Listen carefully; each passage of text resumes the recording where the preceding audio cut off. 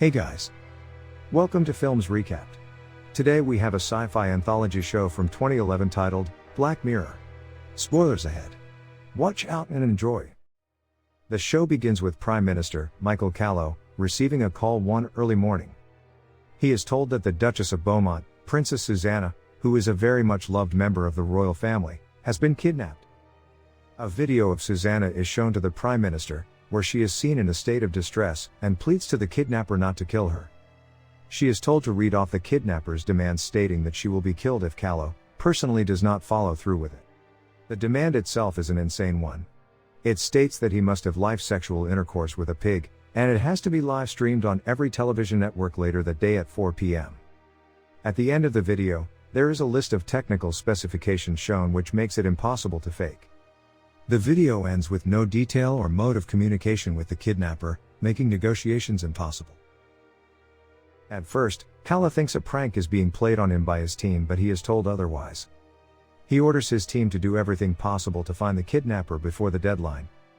To keep the situation low profile, he also demands the news not to be let out to the public.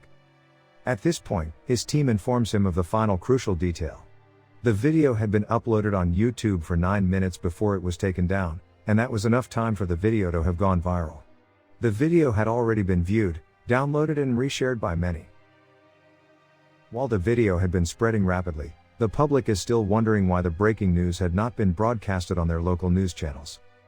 Meanwhile, UK's national media had been issued a D notice not to report the story, but as soon as it learns that all other networks have been broadcasting it, they decide to report it as well. They try to put the story across as cleanly as possible, although everyone knows how disgusting the ransom demand is. On one hand, the public's response is initially one of sympathy towards the Prime Minister, and that they do not expect him to give in to the kidnapper's demand. However, on the other hand, social media platforms were outpouring with mixed responses, many mocking Callow and his wife, Jane. When the British officials first receive the video, the Home Secretary, Alex Cairns, secretly prepares a contingency plan. The plan involves manufacturing a fake footage, using filming technology to superimpose Callow's head onto an actor, who would perform in his stead. This was against the kidnapper's ransom conditions, and he discovers the ploy when someone posted a picture of the actor onto Twitter. As a warning to adhere to the ransom conditions, the kidnapper sends a severed finger of Princess Susanna to the news station, along with a video of him doing it. The story is immediately broadcasted on the news channel, and public opinion quickly turns against Callow, with the majority now demanding that he follows through with the kidnapper's ransom. Jane gets worried about the situation as their reputation is already being humiliated, and begs him not to go through with it. Meanwhile, Callow receives a call from the Queen, stating that he has to do everything in his power to get the princess back. As the time draws closer, the team manages to trace the kidnapper's video's origin back to an abandoned campus. Callow immediately orders a rescue operation, hoping that they would be able to take down the kidnapper and save the princess.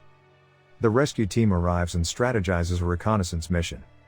In the meantime, Callow learns about Alex's secret planning, which puts him under more pressure.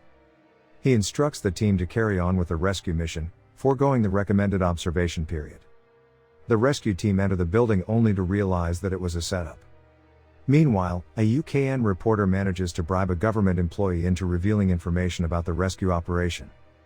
She sneaks into the building to stream the event firsthand. The rescue team spots her, believing that they found the kidnapper, shoot her in the leg only to find out that she was a news reporter.